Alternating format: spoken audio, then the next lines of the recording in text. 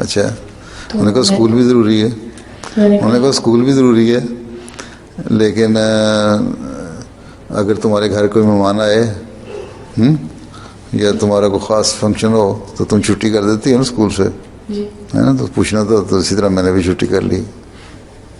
छुट्टी की बात कर रही है ना जी बस।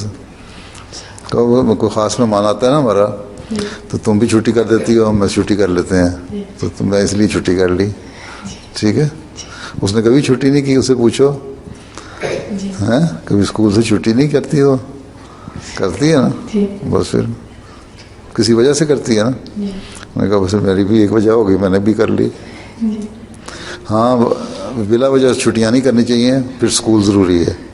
ठीक है। जी